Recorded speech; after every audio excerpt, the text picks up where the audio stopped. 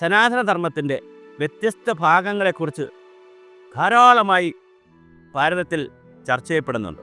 ലോകത്തിനാകെ കൊടുക്കുന്ന ഒരു ധർമ്മമായിട്ടാണ് ഇത് വന്നിരിക്കുന്നത്. അതിൽ ഒരുപാട് തലങ്ങളിൽ ഒരുപാട് വീഡിയോകളിൽ തന്നെ നമുക്ക് ചെയ്യേണ്ടതുണ്ട്. എന്നാൽ ഇന്ന് നമുക്ക് അതിൻ്റെ ഒരു ഭാഗം മാത്രം നോക്കാം.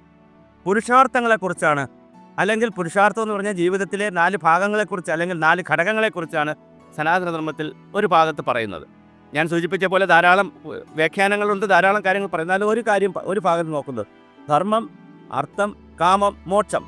ഈ 4 കാര്യങ്ങൾ വളരെ പ്രധാനമാണ് ഒരു മനുഷ്യൻ്റെ, സ്ത്രീയായാലും പുരുഷനായാലും ജീവിതത്തിൽ എന്ന് പറയുന്നു. എന്താണ് ധർമ്മം? സംസ്കൃത വാക്കാണ് ധർമ്മം എന്ന് പറഞ്ഞാൽ ടു അപ്ഹോൾഡ് എന്നുള്ളതാണ്, ഉയർത്തിപ്പിടിക്കേണ്ടത്.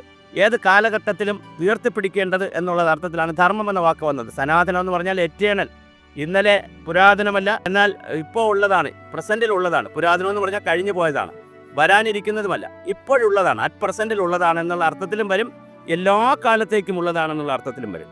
2 അർത്ഥവും വരും. അപ്പോൾ എറ്റേണലായിട്ടുള്ള എല്ലാ കാലവും നിലനിർത്തേണ്ടുന്ന ധർമ്മമാണ്. ധർമ്മം എന്ന് പറഞ്ഞാൽ ടു അപ്ഹോൾഡ്, അല്ലെങ്കിൽ ഉയർത്തിപ്പിടിക്കേണ്ടത്. നമ്മളെല്ലാം ഉയർത്തിപ്പിടിക്കേണ്ട കാഴ്ചപ്പാടുകളെയാണ് ധർമ്മം എന്ന അർത്ഥത്തിൽ പറയുന്നത്.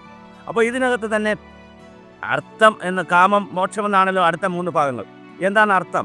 നമ്മൾ പലപ്പോഴും പറയാറുണ്ട് സന്യാസിമാരാവുക, സ്വാമിമാരാവുക, അല്ലെങ്കിൽ സാമ്പത്തികം ഉണ്ടാക്കേണ്ട. അങ്ങനെ ഒന്നും പറയുന്നില്ല. എല്ലാവരും നല്ല സാമ്പത്തികം ഉണ്ടാക്കണം, കൃത്യമായി സാമ്പത്തികം ഉണ്ടാക്കണം. അർജുനനോട് കൃഷ്ണൻ പറയുന്നതായാലും അതുപോലെ തന്നെ ഈ പുരാണങ്ങൾ ഏതെടുത്തു കഴിഞ്ഞാലും കൃത്യമായി സാമ്പത്തികം ഉണ്ടാക്കണം. അതുകൊണ്ടാണ് ദേവീദേവന്മാർക്കൊക്കെ പൂജാതി കർമ്മങ്ങൾ ചെയ്യുന്നതും പൂവും ഫലവും പഴങ്ങളും ഒക്കെ കൊണ്ടുകൊടുക്കുന്നത്. കൃത്യമായി അത് തീർച്ചയായും ആവശ്യമുണ്ട്. അപ്പോൾ സമ്പത്ത് ആവശ്യമുണ്ട്, നല്ല സമ്പത്ത് ആവശ്യമുണ്ട്. പക്ഷെ ധർമ്മവുമായി ബന്ധിപ്പിച്ചോണം. എങ്ങനെയെങ്കിലും സമ്പത്ത് ഉണ്ടാക്കലല്ല. സമ്പത്ത് ഉണ്ടാക്കുന്നതിന് നേരായ മാർഗങ്ങളുണ്ട്, ശരിയായ രീതികളുണ്ട്. മറ്റൊരാളിൻ്റെ സമ്പത്ത് അടിച്ചു മാറ്റലല്ല, അഴിമതിയിലൂടെ നേടലല്ല. അപ്പോൾ തീർച്ചയായിട്ടും സമ്പത്ത് വേണം, അർത്ഥം വേണം നമുക്ക് ജീവിക്കണമെങ്കിൽ. അതില്ലാതെ ജീവിക്കാൻ പറ്റില്ല. നമ്മൾ എത്ര കാര്യങ്ങൾ പറഞ്ഞാലും നമുക്ക് ഭക്ഷണം കഴിക്കണം, നമുക്ക് വസ്ത്രം വേണം, നമുക്ക് എല്ലാവിധ സൗകര്യങ്ങളും ആവശ്യമുണ്ട്. പ്രത്യേകിച്ച് കാലം മാറുന്നതിനനുസരിച്ച് ആധുനികമായ എല്ലാവിധ സൗകര്യങ്ങളും എല്ലാവർക്കും ആവശ്യമുണ്ട്. അപ്പോൾ തീർച്ചയായിട്ടും അർത്ഥം എന്ന് പറയുന്നത് വളരെ ഗൗരവമായി നമുക്ക് ആവശ്യമുണ്ട്. അതുപോലെ തന്നെയാണ് കാമം. കാമം എന്ന് പറയുമ്പോൾ നേരിട്ട് സെക്സിലേക്കല്ല പോകേണ്ടത്. നമ്മുടെ മോഹങ്ങൾ, നമ്മുടെ ചിന്തകൾ, നമ്മുടെ ആഗ്രഹങ്ങൾ. മനുഷ്യന് ആഗ്രഹമില്ലെങ്കിൽ മുന്നോട്ട് പോകാൻ കഴിയില്ലല്ലോ. അവൻ പലപ്പോഴും അത്യാഗ്രഹമായും അത്യാർത്ഥിയുമായും അത് ആഡംബരമായിട്ടൊക്കെ മാറുമ്പോഴാണ് പ്രശ്നം. മറ്റൊരാളിൻ്റെ എല്ലാവർക്കും അവകാശപ്പെട്ട സ്വത്ത് എടുത്തു വെച്ച് 20% കഴിക്കുമ്പോഴാണ് ലോകത്തിൻ്റെ പ്രതിസന്ധി. അത് ഏത് രാജ്യമെടുത്താലും 10-20% ആളുകളാണ് ലോകത്തിൻ്റെ സമ്പത്ത് കൊള്ളയടിച്ചു വെച്ചിരിക്കുന്നത്.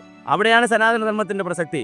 അതുപോലെ തന്നെ കോർപ്പറേറ്റുകളുടെ കണക്കെടുത്താൽ നല്ല മുതലാളി എന്ന് പറഞ്ഞാൽ ശരിയായ രീതിയിലൊക്കെ ബിസിനസ് ചെയ്യുന്ന ആളുകളുമുണ്ട്. അതേസമയം ഒരു കോർപ്പറേറ്റിൻ്റെ ലോകവുമുണ്ട്. അപ്പോൾ കോർപ്പറേറ്റുകൾ 10-20% വരുന്ന കോർപ്പറേറ്റ് ലോകത്തിലെ മുഴുവൻ സമ്പത്ത് കൊടുത്ത് വച്ചിരിക്കുന്നതല്ല സനാതനധർമ്മത്തിലെ പറയുന്ന ഈ കാമവുമായി ബന്ധപ്പെടുത്തിയിട്ടോ അല്ലെങ്കിൽ അതുമായി ബന്ധപ്പെടുത്തിക്കാർ. അപ്പം നമുക്ക് ആവശ്യമുണ്ട്, നമുക്ക് മോഹങ്ങൾ, കാമം ആവശ്യമുണ്ട്, മോഹങ്ങൾ ആവശ്യമുണ്ട്. തീർച്ചയായിട്ടും സമ്പത്ത് ഉണ്ടാക്കണമെന്നുള്ള മോഹം ആവശ്യമുണ്ട്, ലൈംഗിക ആവശ്യങ്ങളുണ്ട്, കുടുംബം ആവശ്യമുണ്ട്, സമൂഹം ആവശ്യമുണ്ട്, വ്യക്തിപരമായ സ്വാതന്ത്ര്യമുണ്ട്. എല്ലാ കാമവും ആഗ്രഹിക്കുവാൻ, എല്ലാ കാമവും ഉൾക്കൊള്ളുവാൻ, എല്ലാ കാമവും അനുഭവിക്കുവാൻ മനുഷ്യന് അവകാശമുണ്ട്. വീണ്ടും നമ്മൾ ഒന്നിലേക്ക് വരും, ധർമ്മത്തിലേക്ക് വരും. അതെന്ത് ചെയ്യുമ്പോഴും ഒരു ധർമ്മനിഷ്ഠ നമുക്കുണ്ടായിരിക്കണം. അച്ഛൻ്റെ ധർമ്മം, മാതൃധർമ്മം, അമ്മയുടെ ധർമ്മം, മാതൃധർമ്മം, പിതൃധർമ്മം, രാജധർമ്മം, സുഹൃത്തുക്കളുടെ ധർമ്മം, കുടുംബധർമ്മം, സാമൂഹ്യധർമ്മം, അങ്ങനെ ഉദ്യോഗസ്ഥരുടെ ധർമ്മം.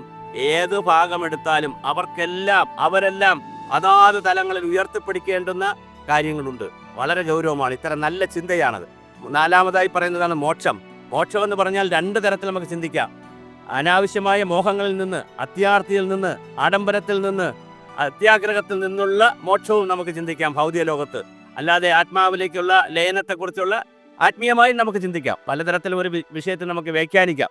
അപ്പോൾ നമ്മളുടെ എല്ലാ മനോബലം അനുസരിച്ചും നമ്മുടെ ചിന്താശക്തി അനുസരിച്ചും പലതും നമുക്ക് വ്യാഖ്യാനിച്ചെടുക്കാൻ കഴിയുമെന്നുള്ളതും സനാതനധർമ്മത്തിൻ്റെ ഏറ്റവും വലിയൊരു മഹിമയാണ്, പ്രത്യേകതയാണ്. അപ്പോൾ തീർച്ചയായിട്ടും മോക്ഷമെന്ന് പറയുന്നതും നമുക്ക് ശരീരം വിട്ട് ആത്മാവ് പോകുന്നതും മോക്ഷമായി നമുക്ക് പറയാം. അതേസമയം ജീവിച്ചിരിക്കുമ്പോൾ തന്നെ, കൂടുതലും ഇന്ന് ജീവിച്ചിരിക്കുമ്പോഴുള്ള കാര്യങ്ങളാണ് പറയുന്നത്. ഈ സകല കാര്യങ്ങളിൽ നിന്ന് മോക്ഷവും നേടേണ്ടതുണ്ട്. അതുകൊണ്ടാണല്ലോ ബ്രഹ്മചര്യവും ഗാർഹസ്ഥ്യവും വാനപ്രസ്ഥവും ഒക്കെ പറഞ്ഞത്.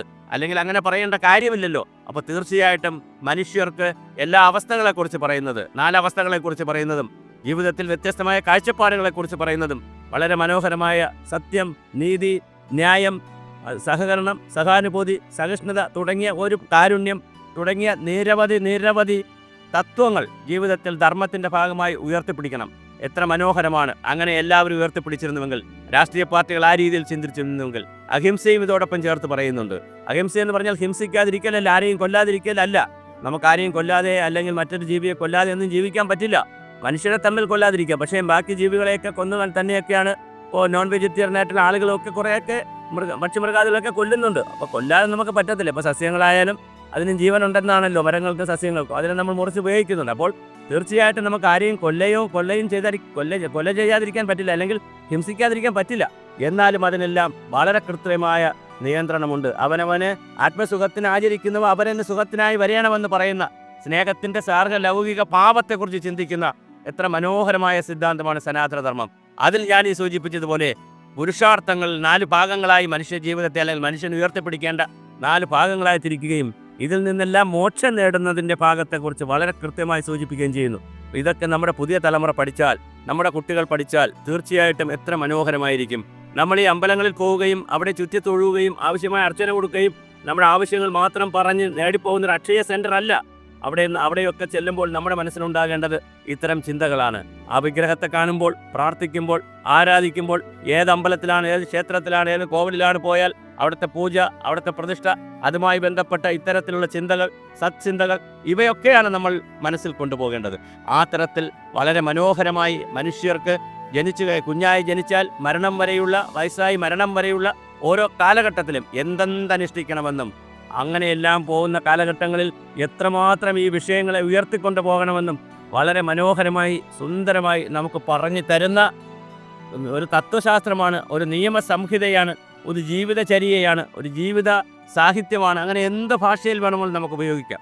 അത്തരത്തിലുള്ള മനോഹരമായ ഒരു കാഴ്ചപ്പാടാണ് സനാതനധർമ്മം നമുക്ക് നൽകുന്നത്. നിർഭാഗ്യവശാൽ ഇതൊന്നും മനസ്സിലാക്കിയിട്ടില്ല. പാൽപ്പായസം കുടിക്കാതെ മനപ്പായസത്തിലൂടെ പാൽപ്പായസത്തിന് മധുരം നിർണ്ണയിക്കുന്നവരാണ് നമ്മൾ. കഷായം കുടിക്കാതെ കഷായത്തിന് കയ്പാണ് എന്ന് പറയുന്നവരുണ്ട്.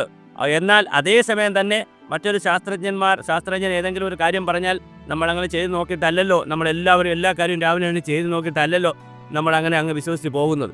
അപ്പോൾ തീർച്ചയായിട്ടും നമ്മുടെ ഋഷീശ്വരന്മാർ, ആചാര്യന്മാർ, മഹാരഥന്മാർ, ഗുരുക്കന്മാർ, അവർ ഇത്തരം ധർമ്മങ്ങളാണ്. ഇപ്പോൾ ഗുരുദേവനെ എടുത്താലും, ചട്ടമ്പിസ്വാമികളെ എടുത്താലും, അയ്യങ്കാളിയെ എടുത്താലും, അയ്യാ വൈകുണ്ഠസ്വാമിയെ എടുത്താലും, അയ്യാ ഗുരുവിനെ എടുത്താലും, ഇവരെല്ലാവരും, രമണ മഹർഷിയായാലും, അതുപോലെ തന്നെ ഇപ്പോൾ ജീവിച്ചിരിക്കുന്ന ഗുരുക്കന്മാരായാലും എല്ലാവരും, ആദിശങ്കരൻ ഉൾപ്പെടെയുള്ള എല്ലാവരും ഈ ധർമ്മത്തിൻ്റെ വിവിധ വശങ്ങളാണ് മാനവരാശിക്ക് പറഞ്ഞു കൊടുക്കുന്നത്.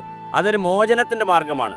ഉണ്ടും ഉറങ്ങിയും ഉടുത്തും എങ്ങനെ ലൈംഗിക ആവശ്യങ്ങൾ നടത്തിയും മാത്രം കഴിയുന്ന മനുഷ്യർക്ക് മനുഷ്യനെന്ന മാനവ ചിന്തയിലേക്ക് വരുവാൻ, അവൻ ആരാണ്, ഞാൻ ആരാണ് എന്നുള്ള വലിയ ബോധ്യത്തിലേക്ക് വരുവാൻ വളരെ ഗൗരവമായി സനാതനധർമ്മത്തിൻ്റെ ചിന്തകൾ മാനവരാശിക്ക് പ്രചോദനം നൽകുന്നുണ്ട്, കാഴ്ചപ്പാടുകൾ നൽകുന്നുണ്ട്. ഇതെല്ലാവരും പഠിക്കുക, മനസ്സിലാക്കുക. മറ്റൊരു പ്രധാനപ്പെട്ട കാര്യം കൂടി പറഞ്ഞുകൊണ്ട് ഞാനിത് അവസാനിപ്പിക്കാം. ഭാരതത്തിൻ്റെ ഗുണമെന്താണ്? നമുക്ക് ചർച്ച ചെയ്യുമ്പോൾ നമുക്ക് വേണമെന്നുള്ളത് എടുക്കാം, വേണ്ടെങ്കിൽ എടുക്കാതിരിക്കാം. നമുക്ക് ആവശ്യമുള്ളത് എടുക്കാം, ആവശ്യമുള്ളത് അതുപോലെ തന്നെ ഉപേക്ഷിക്കാം. അതിനേക്കാളൊക്കെ വളരെ പ്രധാനം നമുക്കിത് പരിഷ്കരിക്കാം, നമ്മുടെ കാഴ്ചപ്പാടുകൾക്കനുസരിച്ച് പരിഷ്കരിക്കാം. പക്ഷെ അങ്ങനെ പരിഷ്കരിക്കുമ്പോഴും അടിസ്ഥാന മൂല്യങ്ങളെ, സനാതനപരമായ ധർമ്മങ്ങളെ ഉയർത്തിപ്പിടിക്കുവാൻ നാം എപ്പോഴും പരിശ്രമിക്കേണ്ടതുമുണ്ട്.